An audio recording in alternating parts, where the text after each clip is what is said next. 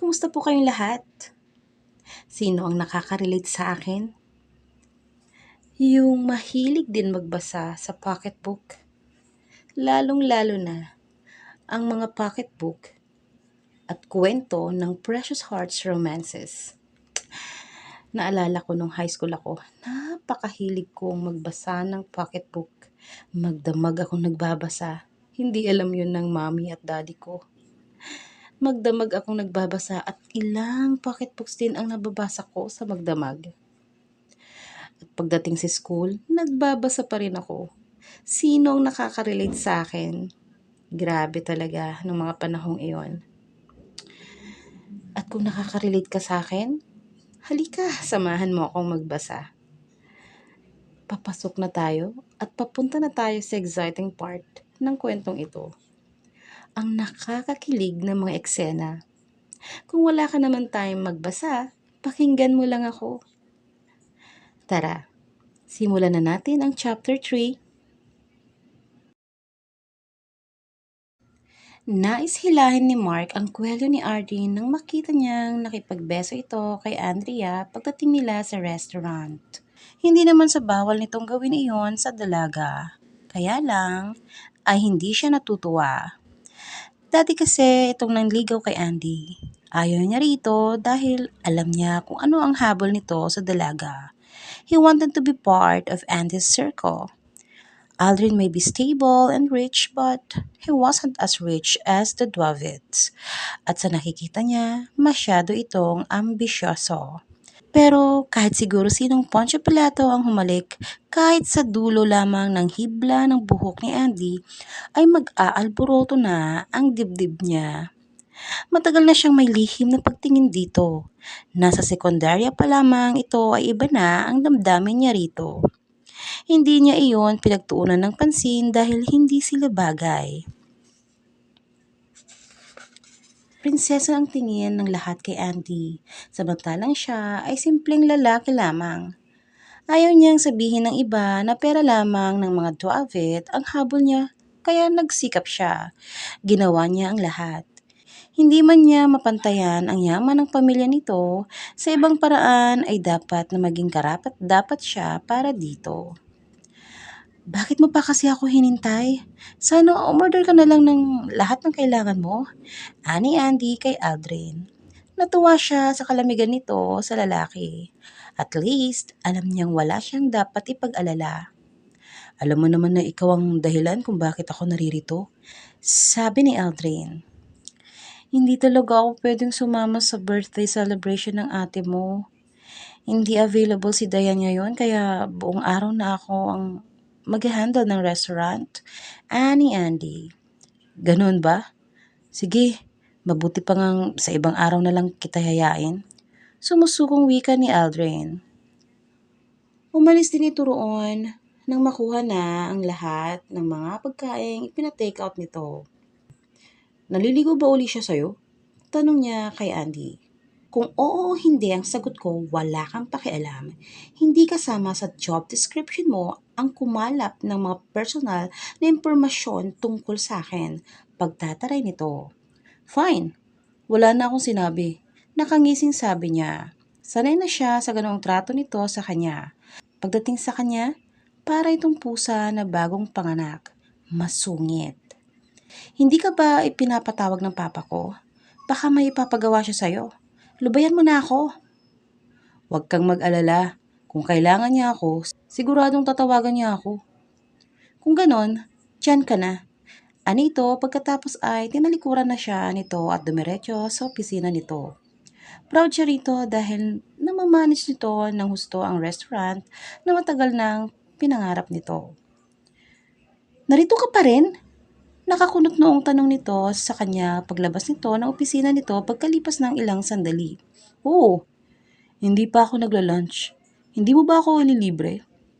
Sinadya niyang hintayin ang pagtayo nito sa isa sa mga mesa roon. Pinandilatan siya nito. At bakit ko naman gagawin yun?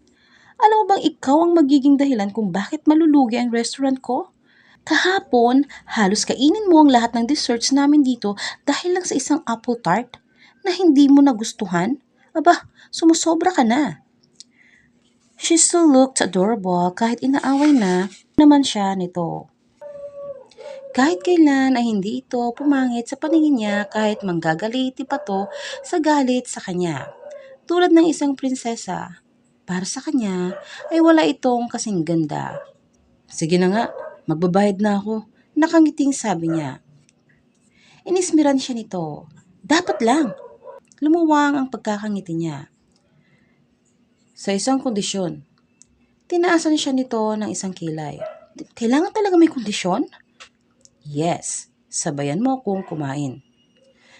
Sa isang kondisyon din. Nakahalukip-kip na sabi nito. Ano? Babayaran mo ang kakainin ko. Sure, yun lang pala. Umupo ito sa tapat niya.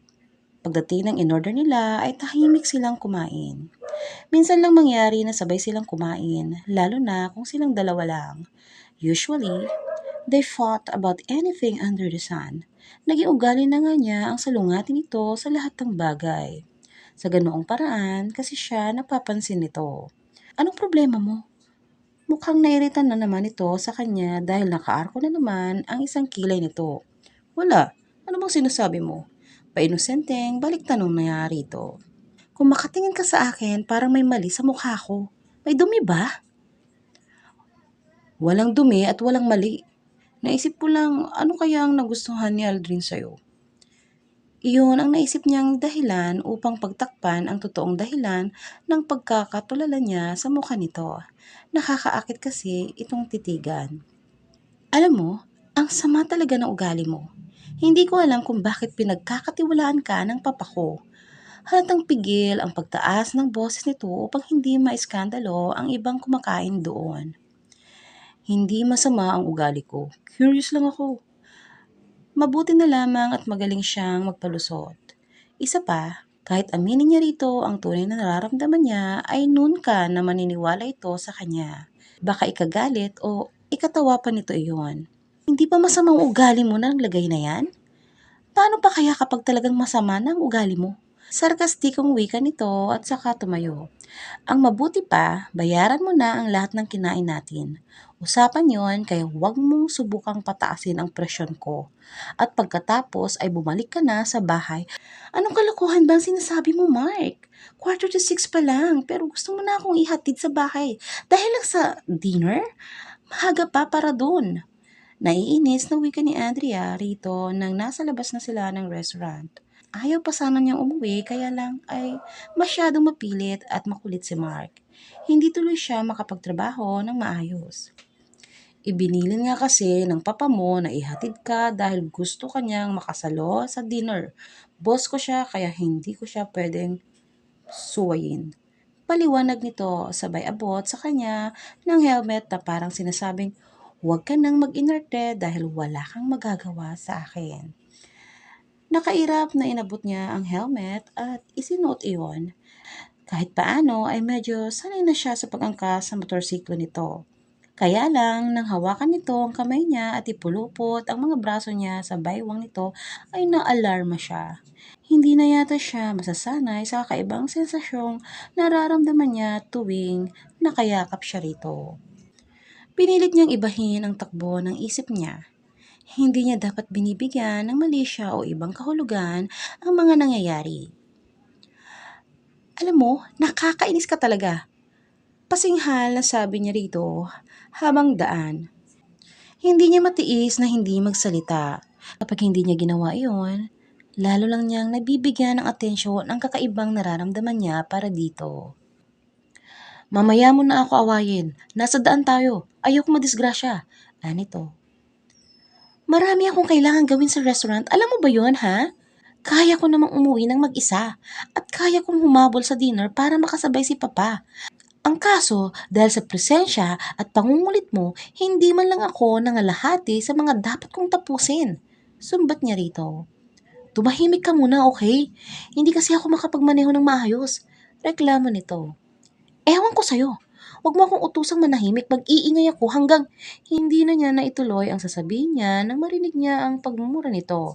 Pagkatapos ay inutusan siyang yumakap ng mahigpit dito. The next thing she knew, Tumilapon sila sa gilid ng daan, hindi niya alam kung paano nito nasalo ang katawan niya. Basta, pumikit lang siya at nagdasal. Nang marinig niya ang tilian ng mga tao sa paligid ay saka lang siya dumilat. Hinubad niya ang helmet niya at agad na nilingas si Mark. Nag-aalangang tinignan niya ito, mukhang nawalan ito ng malay. May sugat ang mga braso nito, hindi niya alam kung nasugatan din ang ilang bahagi ng katawan nito. Napatingin siya sa kinaroroonan ng motorsiklo nito na ilang metro ang layo sa kanila. Ate, sorry po. Nabigla siya sa paglapit sa kanila ng isang batang lalaki. Kitang-kita niya ang guilt sa mukha nito. Iniwasan ako ni kuya, kaya kayo na aksidente. Nagmamadali kasi akong tumawid. Tila maiiyak na paliwanag ng bata. Huwag mong intindihin yun. Mamaya na tayo mag-usap ha. Dadalhin ko muna sa ospital ang kasama ko. Hindi nagtagal ay may ambulansyang dumating. Mabuti na lamang malapit sa ospital ang kinaroroonan nila. Ginagamot ng isang nurse ang maliliit na galos niya sa mga braso nang dumating ang nag-aalala niyang ama at mga kapatid. What happened to you? Tanong ng papa niya sa kanya. Naaksidente po kami ni Mark sa daan. Nakayupong sagot niya. Hindi niya mapigilang sisihin ang sarili niya sa nangyari. Kung hindi niya tinalakan ng tinalakan si Mark, baka nakapag-concentrate ito sa pagmamaneho at naiwasan ng maayos ang isang batang bigla na lang tumawid sa kalsada. Nakausap na rin niya ang bata kasama ang mga magulang nito. Sinabihan na lamang niya ang bata na mag-ingat sa susunod upang hindi na maulit ang aksidente. Sinabihan din niya ang mga magulang ng bata na huwag pabayaang tumawid mag-isa ang bata. Are you okay? Nag-aalalang tanong ng papa niya sa kanya. Opo, okay lang ako. Si Mark po ang hindi ko alam kung okay. Sorry po, papa. Naluluhang wika niya. Hinaplos nito ang buhok niya. Bakit ka ba nagsusorry? Kung hindi ko siya inaway-away habang daan, hindi sana ito mangyayari. Sorry po. Huwag mong sisihin ang sarili mo, anak. Ipagdasal na lang natin na maging okay rin si Mark. Dito po nagtatapos ang Chapter 3 ng The Fall of Cupid. Papasok na po tayo sa nakakakilig na mga eksena ng kwentong ito. Sana po ay sabay-sabay nating hintayin at abangan ang Chapter 4 ng kwentong ito. Maraming salamat po sa pagsama sa aking basahin ang kwentong ito. At sana po sa mga hindi pa po nakakapag-subscribe sa aking channel, mag-subscribe na po kayo at huwag kalimutang i-bell all upang sa ganon ay updated po kayo sa mga susunod ko pa pong i-upload tungkol sa kwentong ito.